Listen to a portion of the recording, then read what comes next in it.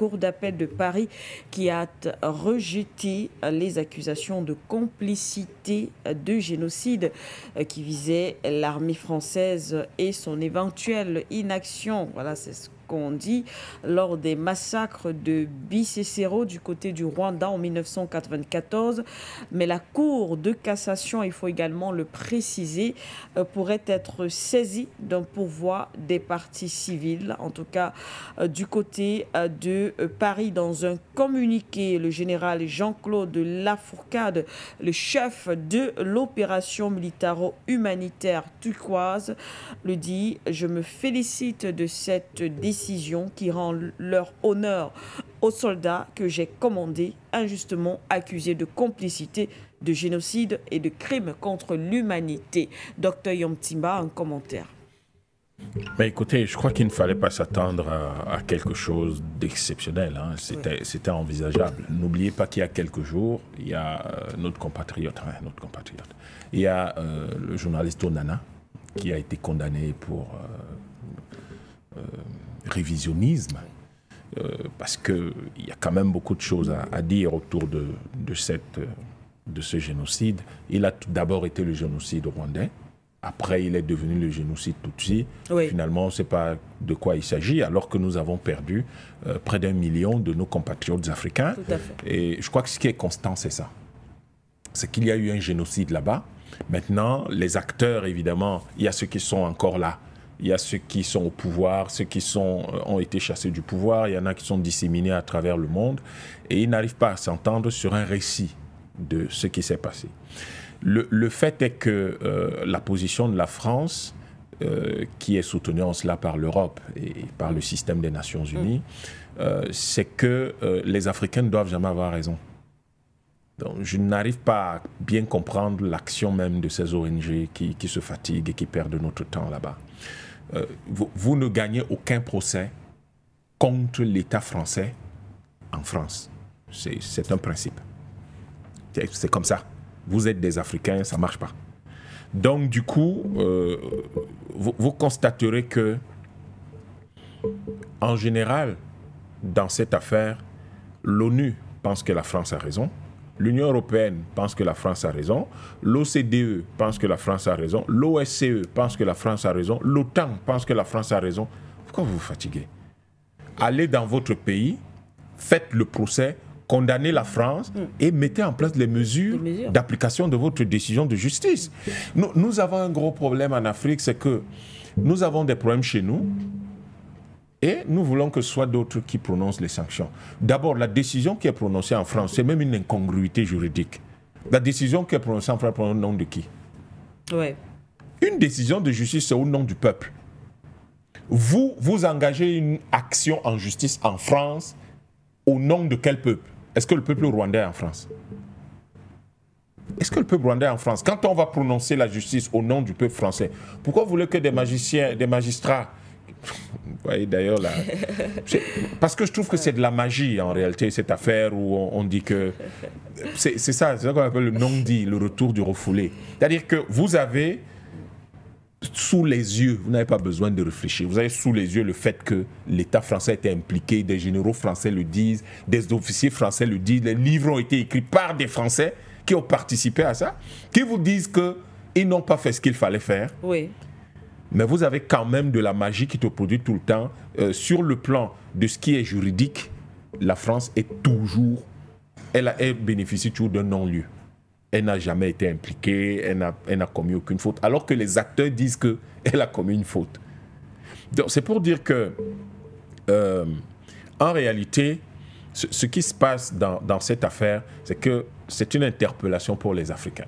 Soit vous allez vous organiser et vous allez enfin faire entendre votre voix en travaillant ensemble. Mais quand vous entretenez du cinéma d'horreur, comme ce qui se passe là entre le Rwanda et la RDC, oui. Mais vous n'y arriverez jamais. Est-ce que quand il a fallu par exemple que les Israéliens règlent l'affaire de la Shoah, ils sont allés organiser un tribunal en Allemagne. Est-ce qu'ils ont saisi un tribunal allemand pour dire condamner tel Allemand? Ils ont pris les décisions en Israël et ils les ont exécutées. Vraiment, vous faites comme vous voulez, on exécute, c'est tout. Donc vous devez vous assurer que le Rwanda rentre réellement dans le cadre de la communauté des États de l'Afrique centrale, qu'on constitue solidement l'Afrique centrale, et puis on règle le problème.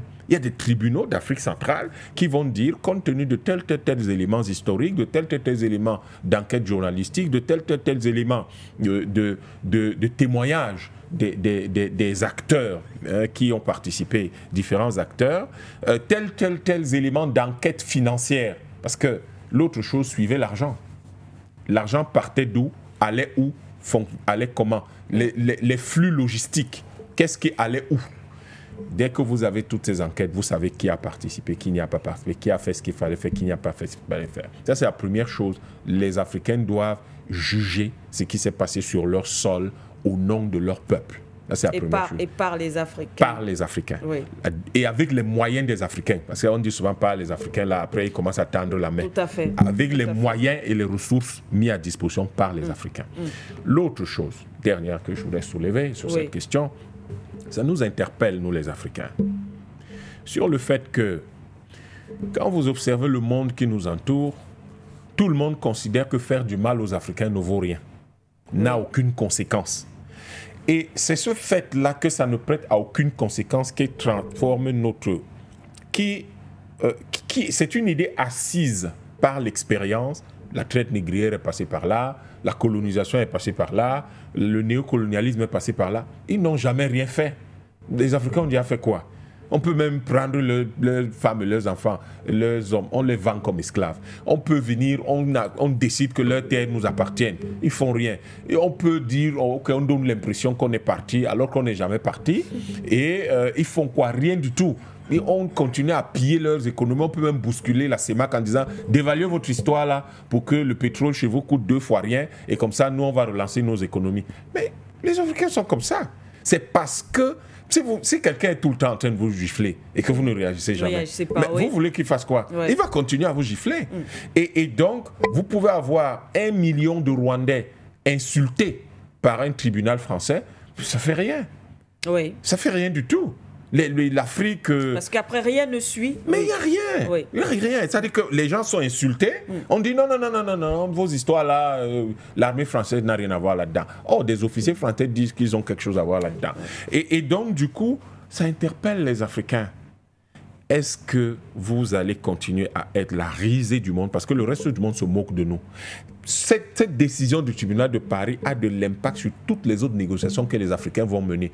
Quand ils vont vouloir hausser le ton ou être rigides ou être simplement fermes, les gens vont dire mais il fait quoi là? Quand vous êtes devant les Français là-bas, vous ne parlez pas. Ici, vous voulez jouer les fermes, des gens courageux, des machins et tout ça. Les gens ont participé au massacre de 1 million de personnes, vous ne faites rien. Ici, là, parce qu'on veut une petite mine, on veut une petite terre, on veut quelques petites ressources naturelles, vous commencez à parler fort.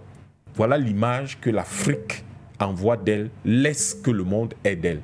Il est temps que nous mettions fin à ça, qu'on s'organise et puis qu'on puisse savoir que la justice n'est pas quelque chose qu'on demande.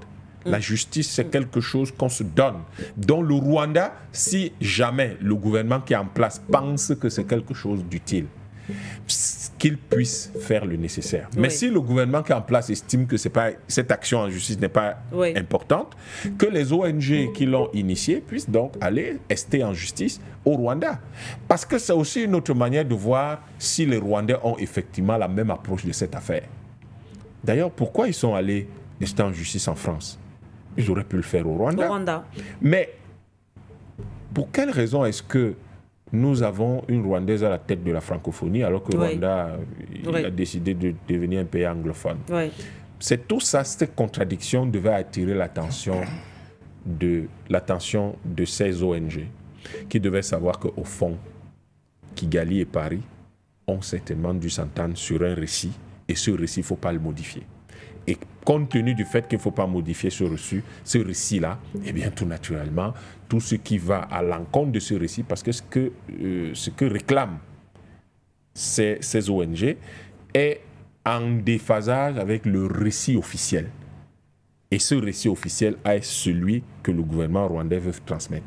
Et vous voyez que des gens comme le journaliste Onana estiment qu'il faut peut-être corriger un peu ce récit, mais si vous le faites, on a déjà une loi contre le révisionnisme.